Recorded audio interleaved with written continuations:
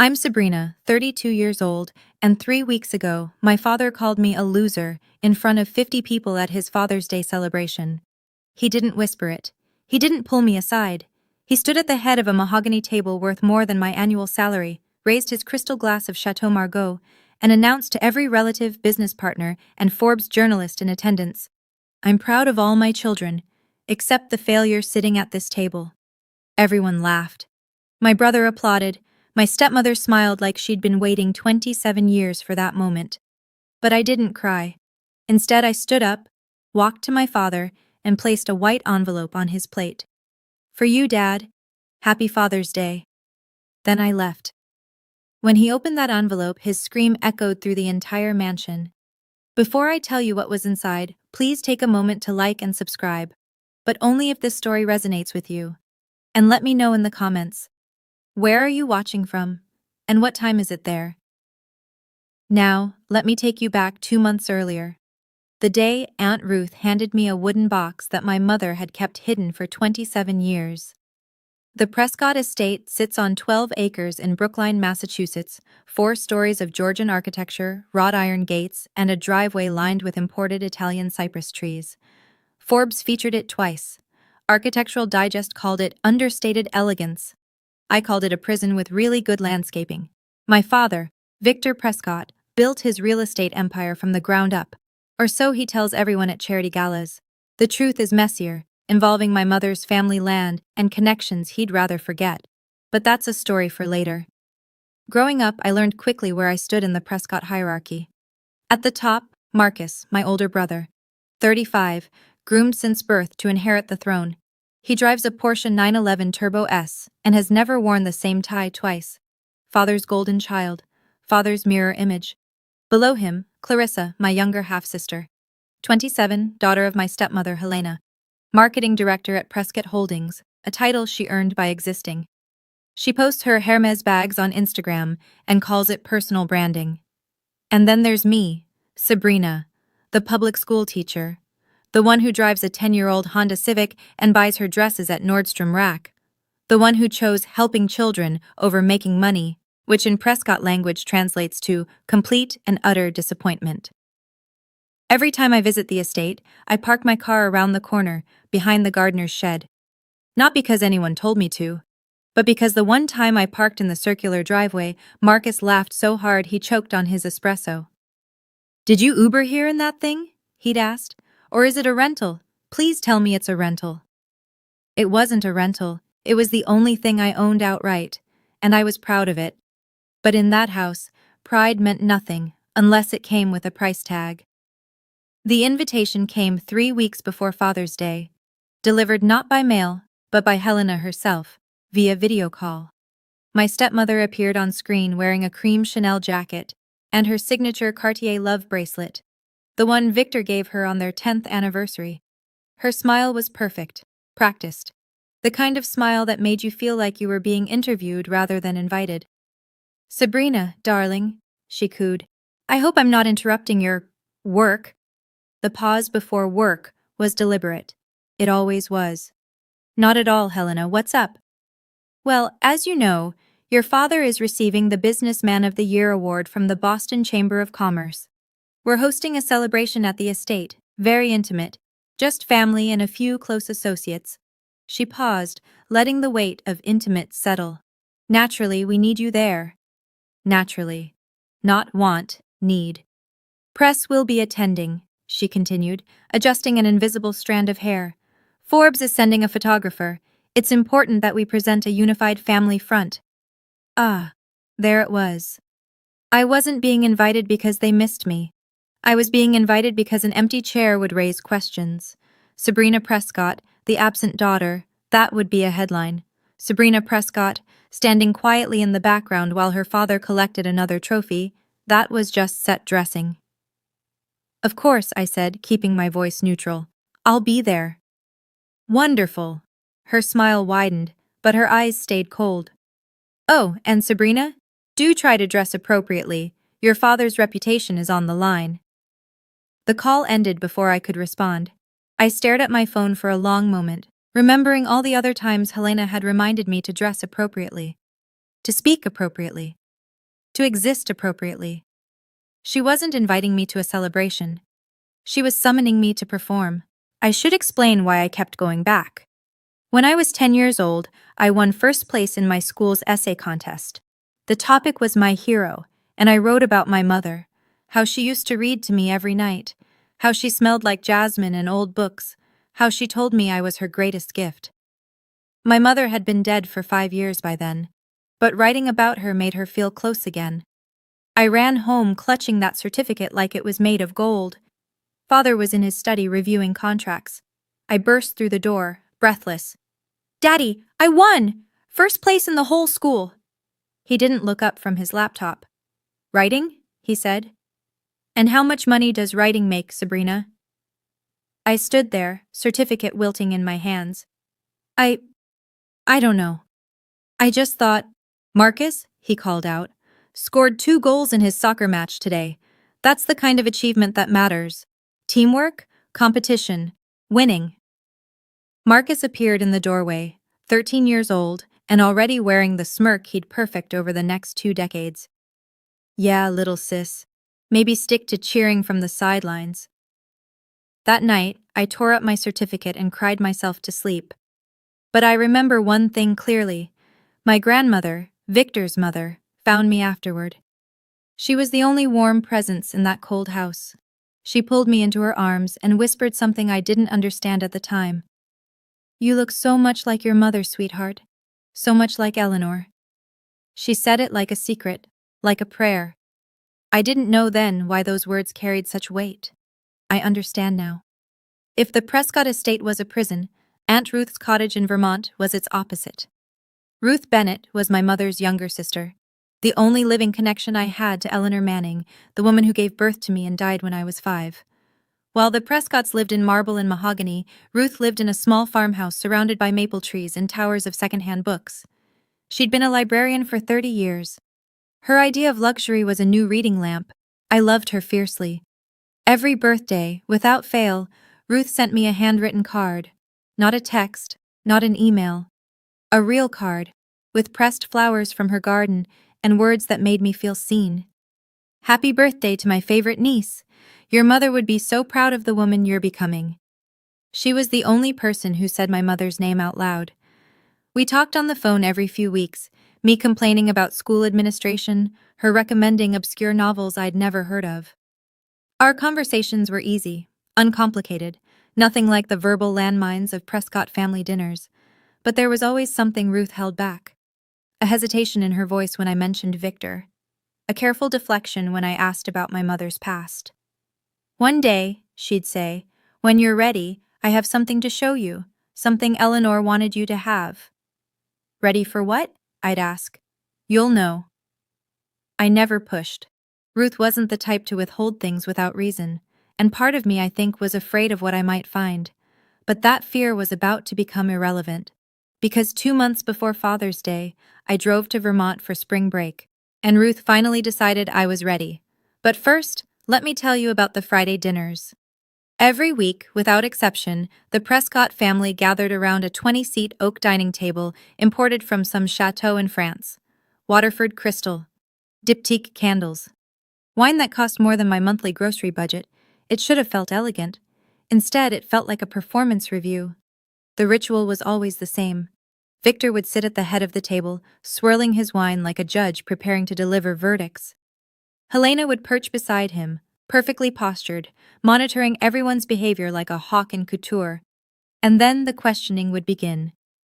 "Marcus," Victor said at the last dinner before my Vermont trip, "tell me about the Henderson deal." Marcus straightened, preening. "Closed it yesterday, 5.2 million. They tried to lowball us, but I held firm." "That's my boy," Victor raised his glass. "To Marcus." "To Marcus," the table echoed. "Clarissa, how's the rebrand coming?" "Ahead of schedule." Clarissa flipped her hair. "The new campaign launches next month. Marketing Weekly wants to feature us." "Excellent." To Clarissa. To Clarissa. Then the table fell silent.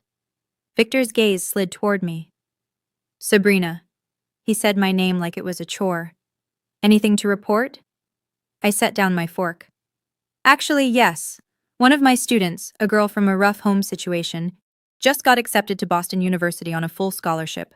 I've been tutoring her for 2 years. I expected something, a nod, a polite acknowledgement. Instead, Marcus snorted. And what do you get out of that? A gift card? Victor didn't even smile. So, nothing that benefits this family, as usual. Helena patted his arm. Don't be too hard on her, dear. Some people just aren't built for success. I gripped my napkin under the table and said nothing, because that's what I'd been trained to do. After dinner that night, I excused myself to use the restroom, the guest bathroom on the first floor, naturally, since Helena had made it clear years ago that family bathrooms were reserved for actual family. I was walking past the conservatory when I heard her voice. Helena was on the phone, her back to the doorway. She hadn't noticed me. Honestly, Patricia, it's exhausting, pretending to tolerate her every week. A pause, a laugh. No, she doesn't suspect anything. She's too desperate for Daddy's approval to see what's right in front of her face. I froze. The plan is simple, Helena continued. Victor's been itching to cut her off completely. He just needs a public reason, something that makes her look like the problem. Once she embarrasses herself badly enough, she'll leave on her own. No messy confrontation, no inheritance disputes, just gone. My heart pounded in my ears. The Father's Day event is perfect. All those people watching, all that pressure. If Victor pushes hard enough, she'll crack, and then we'll finally be rid of her. I pressed my back against the wall, barely breathing. Then the floorboard creaked beneath my foot. Helena spun around, our eyes met. For a split second, something flickered across her face. Alarm, calculation, recovery. Then she smiled, smooth as silk. Patricia, I'll call you back. She tucked her phone away. Sabrina, I didn't hear you there. I was just discussing a staffing issue at the company. Sounded serious, I managed. Nothing you need to worry about. Her smile sharpened. Run along now. I'm sure you have papers to grade or whatever it is you do. She brushed past me, leaving a trail of Chanel No. 5 and something far more poisonous. I stood in that hallway for a long time, Helena's words echoing in my skull. They weren't just dismissing me. They were planning my removal. The drive to Vermont took 4 hours, but it felt longer. Helena's voice kept replaying in my mind. Once she embarrasses herself badly enough, she'll leave on her own. Was that what 32 years had been building toward? A public humiliation designed to make me disappear? By the time I pulled into Ruth's gravel driveway, the sun was setting behind the mountains. Her cottage glowed warm and golden, smoke curling from the chimney. She was waiting on the porch with 2 cups of tea. You look like you've been carrying something heavy, she said, folding me into a hug. You have no idea. We sat by the fireplace that evening, surrounded by books and the smell of wood smoke. Ruth listened as I told her everything, the Friday dinners, Helena's phone call, the constant feeling of being an outsider in my own family. When I finished, she was quiet for a long moment. Sabrina, she finally said, there's something I need to show you. She rose and walked to an old cedar chest in the corner of the room, one I'd seen 100 times but never thought to ask about. She lifted the lid and withdrew a wooden box, weathered with age, carved with delicate flowers. This belonged to your mother. My breath caught. Eleanor gave it to me before she died, Ruth continued, her voice thick. She made me promise to keep it safe, to give it to you when you were ready. Ready for what? Ruth pressed the box into my hands. For the truth. Inside, I found photographs of my mother as a young woman, radiant, laughing, full of life I'd never seen. Beneath them lay a leather journal, its pages yellowed and fragile, and at the very bottom, a sealed envelope. It was addressed in my mother's handwriting, for Sabrina, when she's strong enough. I don't know what's in that envelope, Ruth said softly. Eleanor never told me, but she was insistent. She said one day you'd need it. I held the envelope in my trembling hands, feeling its weight like a stone. 27 years of secrets, sealed in paper and silence. I wasn't sure I was ready, but I was starting to realize I might not have a choice. I didn't open the envelope that night. I couldn't.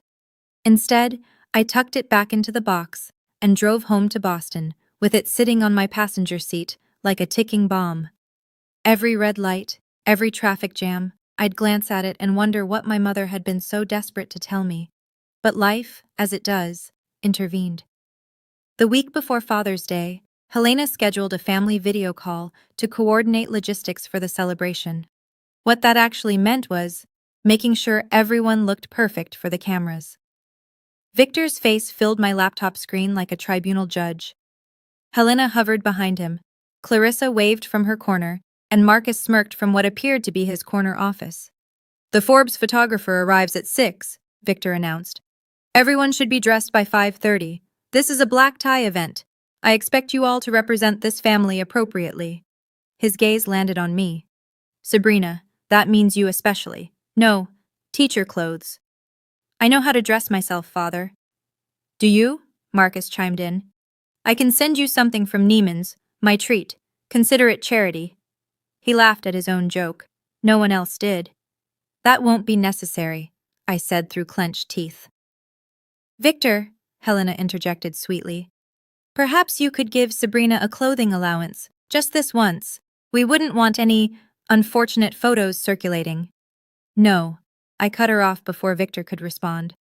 "I'll handle my own wardrobe, thank you." Victor sighed heavily, a sound he'd perfected over decades of disappointment. "You've always been stubborn, just like your mother." The words hit different now. Just like your mother. He'd said it 1,000 times before. I'd always assumed it was an insult. Victor's way of saying I was difficult, emotional, impractical. But sitting there with my mother's unopened envelope waiting at home, I heard something else underneath. Something that sounded almost like fear. That night, I dreamed of my mother. Not the vague impressions I usually carried, the jasmine perfume, the soft voice reading bedtime stories. This was a memory, sharp and clear, surfacing after decades of burial. I was 4 years old. My mother and I were in my bedroom, the one with the yellow curtains she'd sewn herself. She was brushing my hair, counting each stroke like she always did. 98, 99, 100. There, my beautiful girl.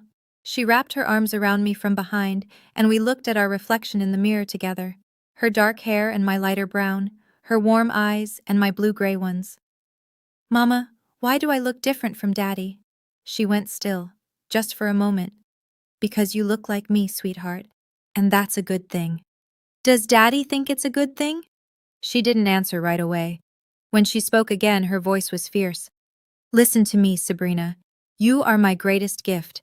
No matter what anyone says, no matter what anyone does, you are loved, you are wanted, you are enough. But Daddy, your Daddy will learn." She held me tighter. "I'll make sure of it." Footsteps in the hallway. We both looked up. Victor stood in the doorway, watching us with an expression I was too young to read. My mother met his gaze, didn't flinch. "She's our daughter," she said. "Ours." Victor said nothing. He simply turned and walked away. 1 year later, my mother was dead. A car accident on a rainy night. The police said she lost control on a curve. I was 5 years old when they buried her. 27 years later, I woke up in my Boston apartment with tears on my face and a realization settling into my bones. My mother had been protecting me from something, and whatever it was, she'd taken it to her grave, until now. The day of the Father's Day celebration arrived with the kind of perfect weather that felt like a cosmic joke. Blue skies, 72 degrees, not a cloud in sight. The Prescott estate had been transformed into something out of a magazine spread. White tents dotted the back lawn. A jazz quartet played beneath the pergola. Waitstaff in crisp uniforms circulated with silver trays of champagne and canapes. And flowers. Flowers everywhere. Roses, peonies, orchids. Helena's signature touch, designed to remind everyone that elegance could be purchased by the truckload. I arrived at exactly 5:30, as instructed, wearing a simple black dress I'd found at Nordstrom Rack for 60% off. It wasn't designer. It wasn't remarkable. But it fit well, and more importantly, it was mine. Helena intercepted me at the door. "Oh, Sabrina." Her eyes swept over me with surgical precision. "You actually came." Was there doubt? One never knows with you. She adjusted my collar like I was a child. "At least you made an effort. Try to stay in the background during photos, won't you? The lighting is better for certain complexions. I bit back a response and stepped inside. The grand dining room had been set for 50 guests. The mahogany table, normally oppressive, now stretched the length of the room, draped in white linen and anchored by towering floral centerpieces. Place cards in calligraphy. Waterford crystal at every setting. A Steinway grand piano in the corner, waiting for the hired performer. And at the head of the table, a throne-like chair reserved for the guest of honor. Victor Prescott, Businessman of the Year. I found my place card near the far end, between a distant cousin I barely knew and the empty chair reserved for late arrivals. As far from Victor as possible. Some things never changed. By 7 o'clock, all 50 seats were filled. I recognized most of the faces, aunts, uncles, cousins twice removed. The Prescott family tree was vast and complicated, held together less by affection than by shared interest in Victor's success. They came for the free champagne and the networking opportunities. Love was optional. Mixed among them were Victor's business associates, men in bespoke suits and women in designer gowns, all laughing a little too loudly at his jokes. And in the corner, a photographer from Forbes, documenting everything for the puff piece that would undoubtedly call Victor a visionary. The evening progressed like a carefully orchestrated performance. Appetizers, toasts, anecdotes about Victor's early struggles that conveniently omitted my mother's family money. Helena played the gracious hostess, gliding between tables with practiced ease. Marcus held court near the bar. Clarissa posed for the photographer like she was auditioning for a magazine cover, and I sat in my corner, speaking only when spoken to. Then came the main event. Victor rose from his chair, crystal glass in hand, and the room fell silent. He was wearing a charcoal Brioni suit, a Patek Philippe gleaming on his wrist. His silver hair was immaculate. His smile was camera-ready. "Thank you all for being here," he began, his voice carrying the confidence of a man who'd never been told no. "This award means a great deal to me, not because of what it represents professionally, but because of the people who made it possible." He gestured to Helena. "My beautiful wife, who stands by me through everything." Applause. "My son Marcus, who will carry on the Prescott legacy." More applause. Marcus raised his glass. "My daughter Clarissa, who brings grace and ambition to everything she does." Clarissa beamed. Helena dabbed at fake tears. "And of course—" Victor paused, his gaze sweeping the room until it landed on me. "I am proud of all my children." Another pause, longer this time. "Except the loser sitting at this table." The words dropped like a bomb. For one heartbeat, the room was frozen. Then someone laughed. Then another. Then Marcus was applauding, slow and deliberate. "About time you said it, Dad."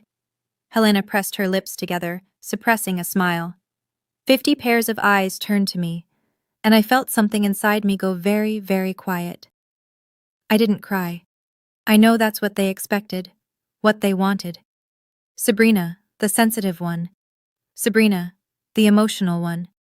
Sabrina, who would flee in tears and prove once and for all that she didn't belong. But something had shifted in me. Maybe it was my mother's letter, still unopened in my purse. Maybe it was Helena's words from weeks ago, echoing in my skull. She'll leave on her own. Maybe it was 32 years of swallowing insults finally reaching critical mass. Whatever it was, I didn't cry. Instead, I stood up. The laughter died. The room went silent again, this time with confusion. I wasn't following the script. Slowly, deliberately, I walked toward the head of the table. My heels clicked against the marble floor. The Forbes photographer raised his camera, sensing something newsworthy. Victor watched me approach, his smirk faltering slightly. "What are you doing?" I didn't answer. I reached into my purse and withdrew a white envelope. Plain, unremarkable, but heavy with everything I'd discovered in the past 2 months. I placed it gently on his plate, beside his untouched dessert. "For you, Dad." My voice was steady, clear. "Happy Father's Day." Victor stared at the envelope like it might bite him. "What is this? One of your sentimental cards?" "Open it and see." Helena leaned forward. "Victor, don't engage with her theatrics. Open it." Our eyes met. For the first time in my life, I didn't look away first. Something flickered across his face. uncertainty, maybe even fear. But I didn't stay to watch. I turned and walked toward the door. 50 guests parted to let me through, too stunned to speak. "Sabrina!" Victor's voice cracked. "Get back here! You don't walk away from me!" I paused at the threshold, didn't turn around. I just did, and then I was gone. Let me take you back 3 weeks. After that video call, the one where Victor told me not to dress like a teacher, I finally found the courage to open my mother's envelope. I sat on my apartment floor with the wooden box beside me, Ruth's words echoing, "For the truth." My hands trembled as I broke the seal. Inside were 2 documents and a letter written in my mother's handwriting. I read the letter first. "My dearest Sabrina, if you're reading this, I'm no longer there to protect you, and I'm so sorry. There's something I should have told you while I was alive, but I was too afraid. Afraid of losing you, afraid of what Victor would do. The truth is, Victor is not your biological father. Before I met him, I was in love with someone else, a man named James Whitfield. He was kind and gentle, and he loved me completely. We were going to be married. But James died in an accident 2 months before our wedding, and I discovered I was pregnant with you shortly after. My family was devastated. A child out of wedlock would have ruined our reputation. So when Victor proposed, he needed our family's land for his developments. My parents saw a solution. Victor agreed to marry me and adopt you legally in exchange for the property rights. It was a business transaction. He promised he would treat you as his own. He lied. I spent every day of our marriage watching him resent you for existing, and I couldn't stop it. I tried, Sabrina. God, I tried, but he was too powerful, and I was too weak. I'm enclosing your adoption certificate, proof that you are not Victor's biological daughter. Keep it safe. One day, you may need it. Know this, you were created from love, real love. James would have adored you, and I love you more than my own life. You are not a mistake. You are my miracle. Forever yours, Mama. I sat there for an hour, letter clutched to my chest, tears streaming down my face. Not tears of sadness, tears of release. For 32 years, I'd tried to earn the love of a man who had never intended to give it, and now I understood why. The letter was one thing, legal proof was another.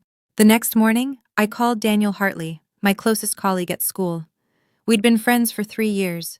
The kind of friend who shows up with coffee when you're grading papers at midnight, who listens without judgment, who never once made me feel like a failure. I need your help, I told him, and I need you to keep it confidential. Anything. I explained everything. My mother's letter, the adoption certificate, 27 years of unexplained coldness from a man I'd spent my whole life trying to impress. Daniel didn't hesitate. What do you need? A DNA test, to confirm it.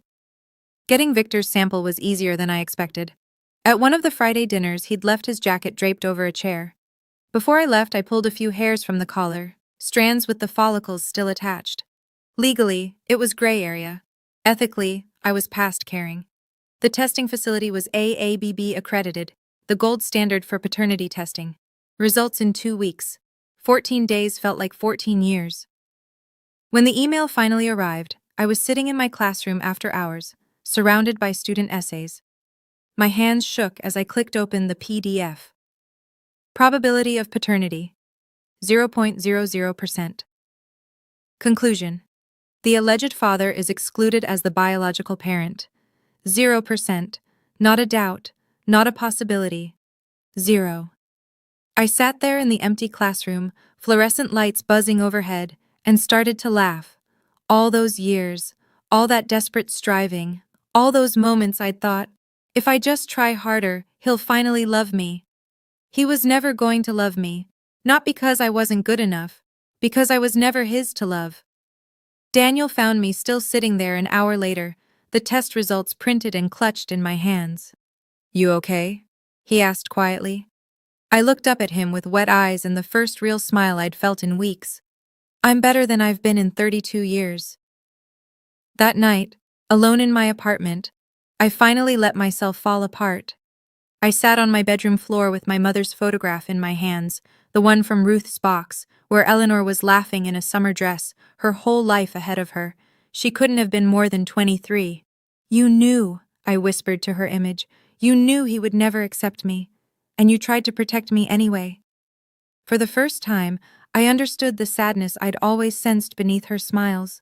The way she'd hold me a little too tight, the fierce, almost desperate way she'd tell me I was loved. She knew her time was running out, and she was trying to give me enough love to last a lifetime. I cried for her that night, for the life she should have had with James Whitfield, for the marriage she'd been trapped in with a man who resented her child, for the accident that took her too soon, leaving me defenseless. But somewhere in the grief, something else emerged. Freedom. For 32 years, I'd carried Victor's rejection like a weight around my neck. I'd believed his coldness was my fault, that if I'd been smarter, more successful, more like Marcus, maybe he would have loved me. But the truth was simpler and more brutal. I was never going to win a game I didn't know I was playing. I looked at the adoption papers, the DNA results. My mother's letter. This wasn't about revenge. I didn't want Victor's money. I didn't want his approval anymore. I just wanted to stop pretending. I wanted the truth to be spoken, out loud, in the same room where I'd been humiliated for decades. And I wanted to walk away, not as a failure fleeing in shame, but as a woman who finally knew her own worth. I don't owe them anything, I said to the empty room. And for the first time, I believed it. If you're still here, maybe you know what this feels like. That moment when you realize you've been chasing someone's approval your whole life, and they were never going to give it. Not because you weren't good enough, but because they'd already decided you weren't worthy before you ever had a chance to prove yourself. Have you ever had to set boundaries with family? Someone who made you feel like you'd never measure up? Drop a comment and tell me your story, and if you want to know what happened when my father opened that envelope, keep watching, because his scream could be heard through the entire house. Before I could confront Victor, I needed one more piece of confirmation. Aunt Ruth gave me a name, Walter Green. He was the lawyer who handled your mother's affairs, she explained over the phone, and the adoption paperwork. If anyone can verify what those documents mean, it's him. Walter Green was 72 years old, retired for 5 years, living in a modest colonial in Wellesley. When I called and explained who I was, he went quiet for a long moment. Eleanor's daughter, he finally said, his voice heavy with something that sounded like regret. I've been waiting for this call for a long time.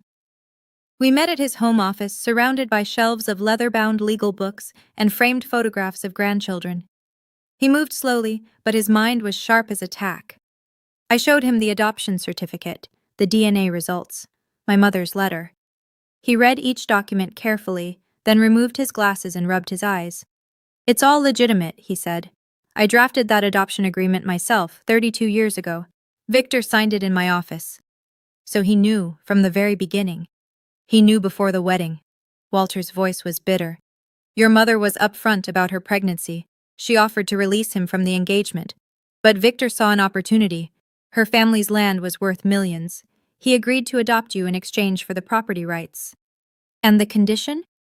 That he would raise you as his own. Walter shook his head, but I watched over the years. I saw how he treated you at family events. How your mother would call me crying, asking if there was any legal recourse. She was trapped. We both were. I let that sink in. Would you be willing to confirm this, if it ever came to that? Walter met my eyes. I'm 72 years old, Miss Prescott. I'm not afraid of Victor anymore. I should have spoken up decades ago. He reached across the desk and squeezed my hand. Your mother would be so proud of you. The week before Father's Day, Daniel came over to help me prepare. Not prepare for revenge, I want to be clear about that. I wasn't planning some elaborate takedown. I wasn't trying to destroy Victor's business or steal his money or ruin his family. I just wanted to stop lying. So what's the plan? Daniel asked, spreading documents across my kitchen table. I looked at the evidence, the DNA results, a copy of the adoption certificate, and a letter I'd written myself. Short, direct, no accusations, just facts. Dad, I'm not your biological daughter. You've known this since before I was born. Mom's letter explains everything, and the DNA test confirms it. Thank you for providing a roof over my head for 18 years. But I don't owe you gratitude for treating me like a burden I never asked to be. I'm not looking for your money or your inheritance. I release any claim to the Prescott estate. I just wanted you to know that I know, and that I'm done pretending. Sabrina Daniel read the letter twice. That's it? No, you're a monster? No rotten hell? That's not who I want to be. But after everything he's done. Exactly. I took the letter back, folding it carefully. He spent 32 years trying to make me feel small. If I stoop to his level, he wins. But if I walk away with my dignity intact, knowing the truth, that's something he can never take from me. Daniel was quiet for a moment. Then he smiled, soft and sad. You know they'll never forgive you for this. They never forgave me for being born. I slid the documents into a white envelope. At least now they'll have an actual reason. I sealed the envelope and wrote on the front, for Dad. No return address, no room for reconciliation. Just the truth, finally spoken. The night before the party, I couldn't sleep. I lay in bed, staring at the ceiling, running through every possible scenario. Victor opening the envelope in private, Victor opening it publicly, Victor throwing it away unread. But I kept coming back to the same conclusion. It didn't matter what he did. My peace wasn't dependent on his reaction anymore. I got up and walked to my dresser where my mother's photograph sat beside a small vase of jasmine, her favorite flower. I'd started buying it weekly, a ritual that made me feel close to her. Hey, Mama, I whispered to the photo. Tomorrow's the day. Silence, obviously. But I could almost hear her voice, the way she used to speak to me before bed. You are enough, sweetheart. Exactly as you are. I thought about what she'd sacrificed, marrying a man she didn't love to protect her child, spending years in a cold marriage, watching helplessly as Victor directed his resentment at an innocent girl, dying before she could see her daughter grow up. She deserved better than Victor Prescott. And so did I. I picked up the envelope from my nightstand, felt its weight in my hands. If he's cruel tomorrow, and he probably will be, it won't hurt me anymore, I said out loud. Because I know the truth now. I know who I am, and it has nothing to do with him. The jasmine swayed gently in the breeze from my open window. I tucked the envelope into my purse, climbed back into bed, and for the first time in weeks, slept deeply and dreamlessly. When I woke the next morning, I felt something I hadn't felt in years. Ready. Not for battle, not for revenge, just ready to finally be free. Now let me take you back to the dining room, to the moment after I walked out. Victor sat frozen at the head of the table, the white envelope lying on his plate like a dare. What the hell was that about? Marcus laughed nervously, trying to break the tension. Classic Sabrina, always so dramatic. But Victor wasn't laughing. His hand reached for the envelope slowly, almost reluctantly. Helena leaned over his shoulder, curiosity overriding her usual composure. It's probably nothing, she said. Some passive-aggressive thank you note. Victor tore the envelope open. The first page slid out. The DNA test results. His eyes scanned the document, and I'm told, by a cousin who was sitting nearby, that all the color drained from his face in about 3 seconds. Victor? Helena's voice sharpened. What is it? He didn't answer. His hands were shaking as he pulled out the second document, the adoption certificate, his own signature, dated 32 years ago. Victor! The third document was my letter. He read it in silence, his jaw clenching tighter with each line. And then, according to my cousin, Victor Prescott, the unshakable patriarch, the self-made billionaire, the man who had never shown an ounce of vulnerability in his entire life, he screamed, No, no, no, no! The glass of Chateau Margaux shattered against the table. Red wine spread across the white linen like blood. Victor, what is happening? Helena grabbed the papers from his hands, her eyes darting across the text. DNA results? Probability of paternity 0%? What is this? Her voice was loud enough that the people closest to them heard every word. And in a room full of gossips, that was all it took. The whispers started immediately. DNA test? 0%? Sabrina isn't his daughter? Victor was clutching the edge of the table like a drowning man, mumbling, "This can't be right," over and over. The Forbes photographer was capturing everything.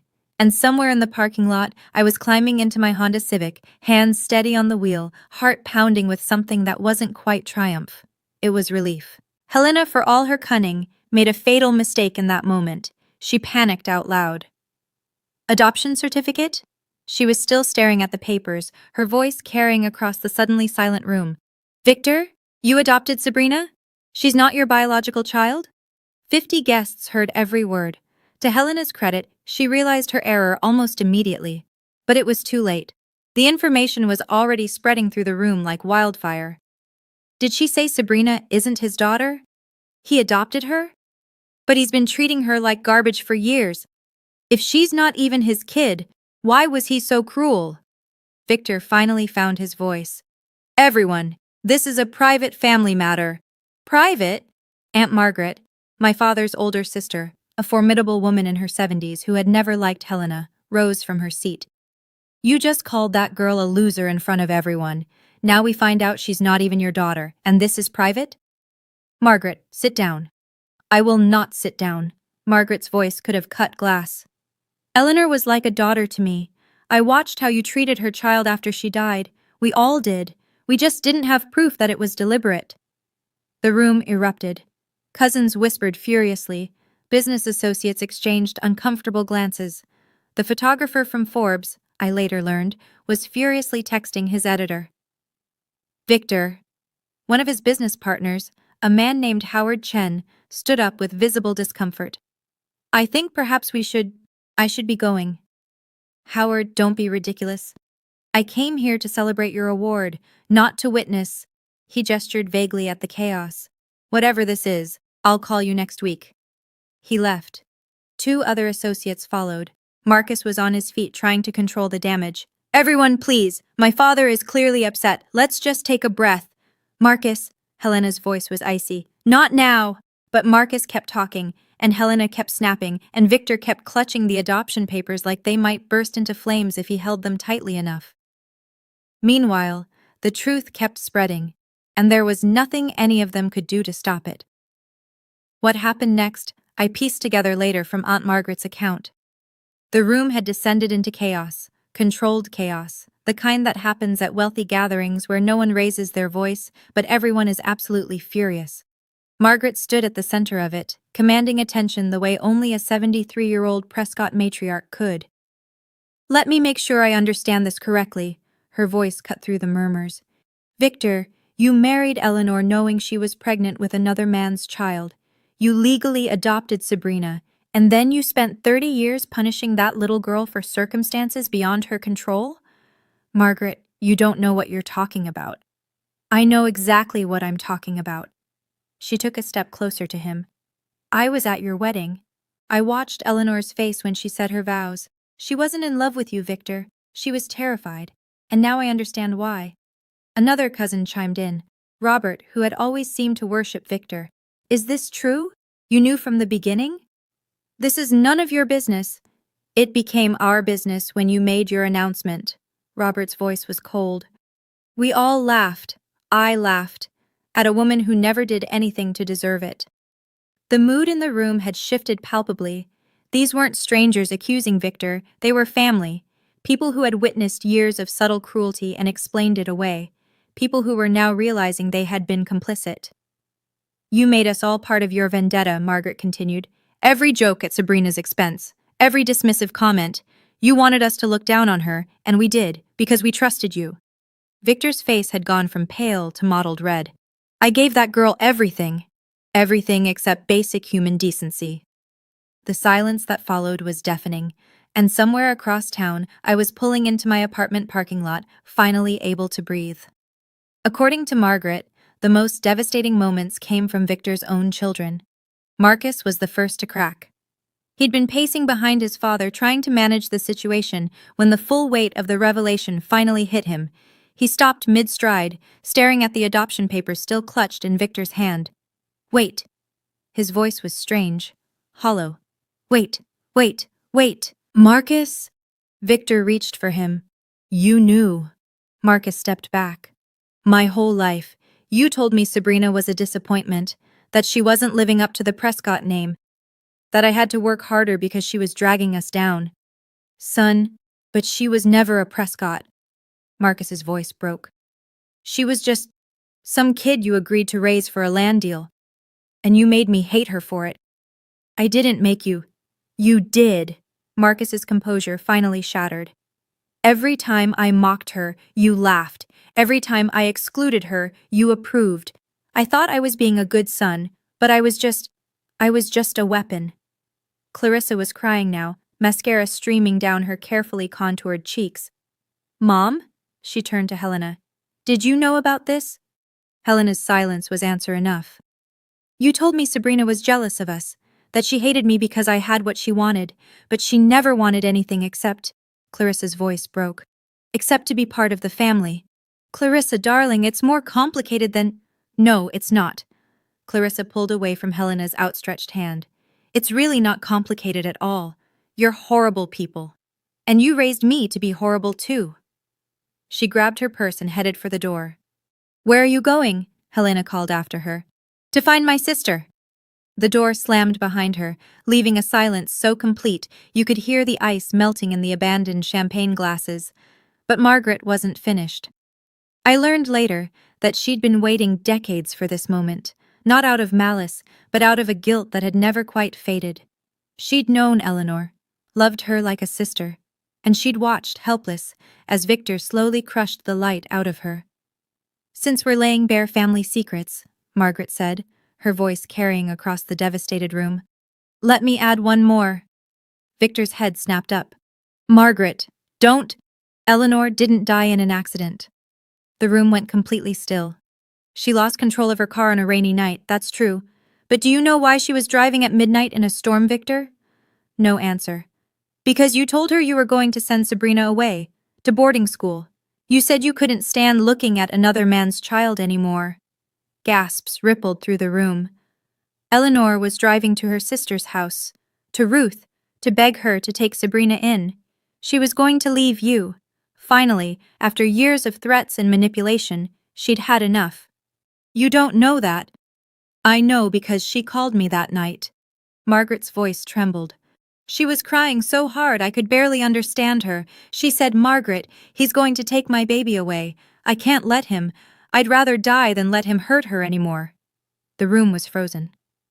And then her car went off the road. Margaret wiped her eyes.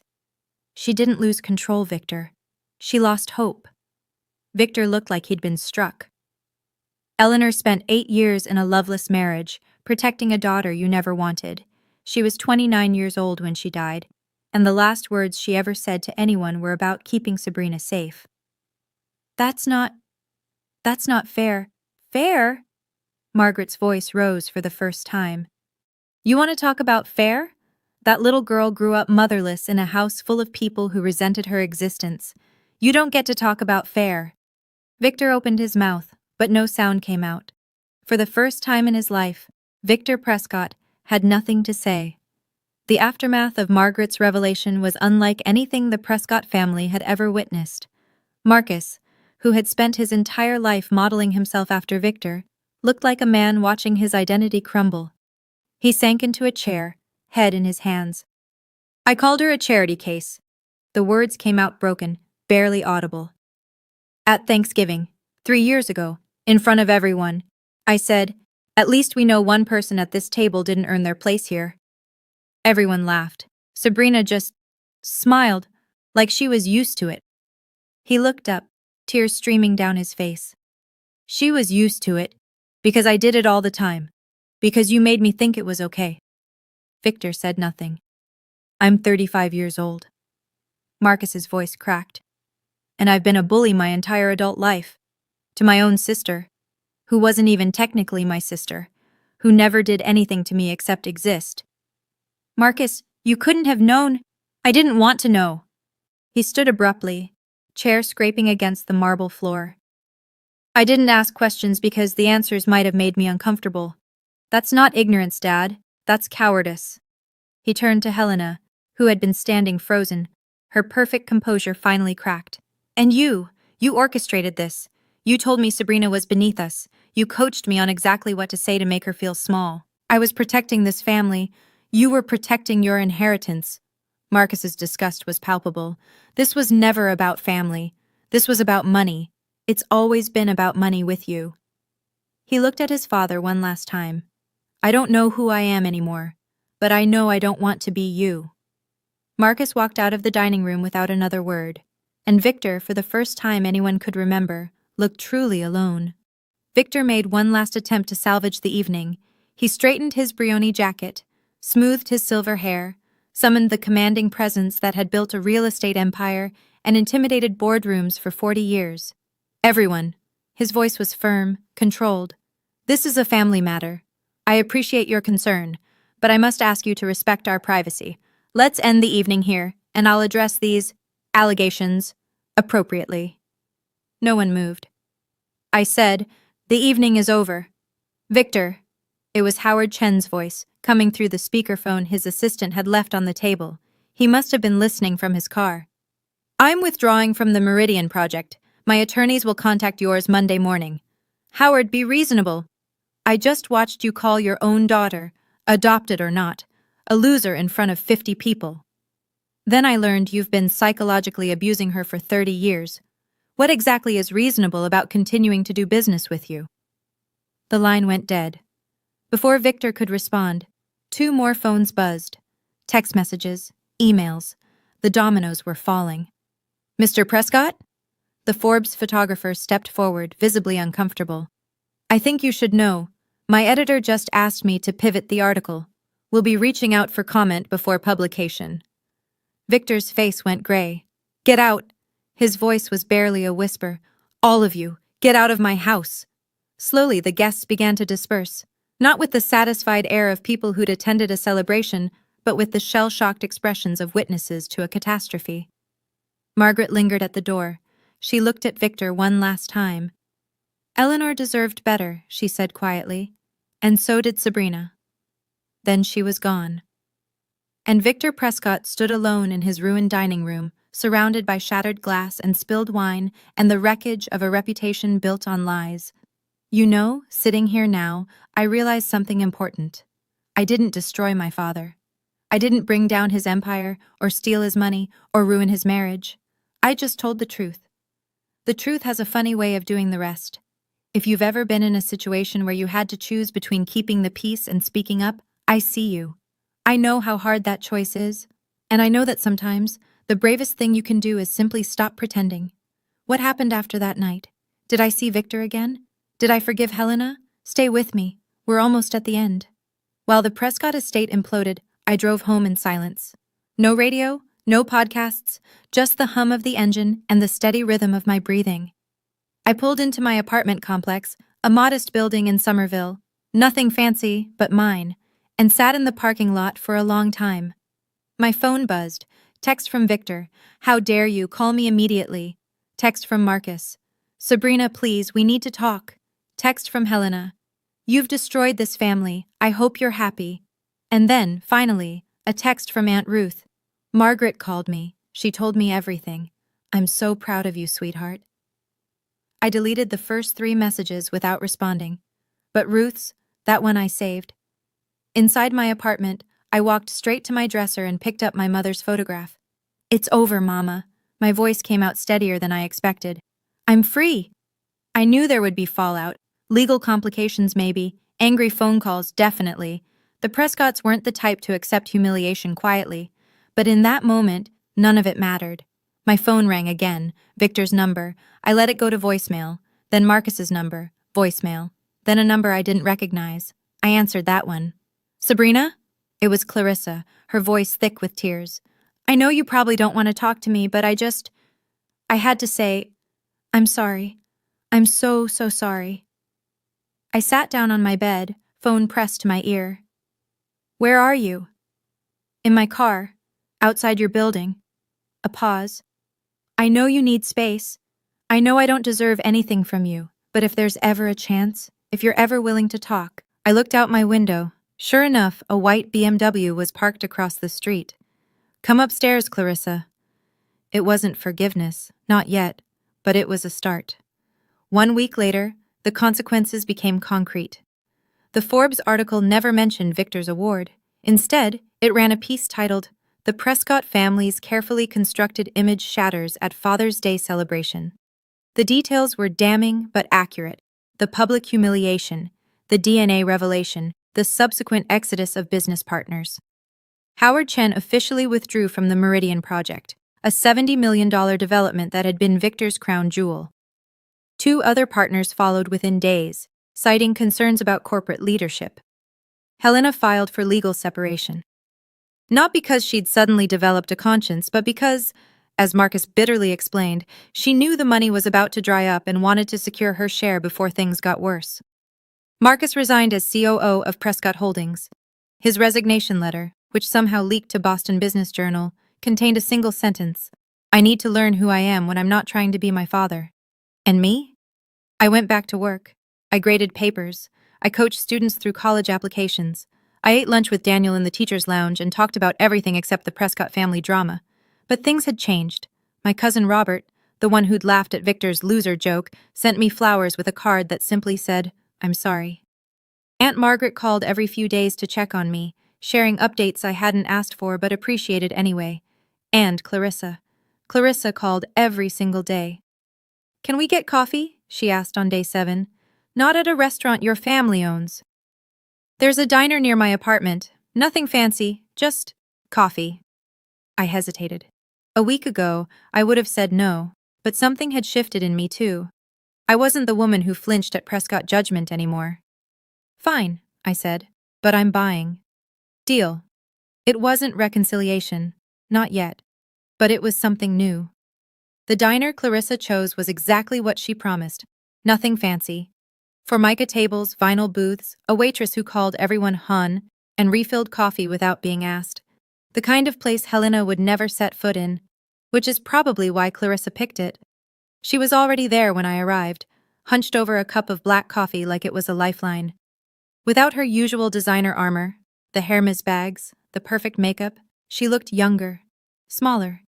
"Hey," I said, sliding into the booth across from her. "Hey." She couldn't meet my eyes. "Thanks for coming." We sat in silence for a moment, the clatter of dishes and murmur of other conversations filling the space. Finally, Clarissa spoke.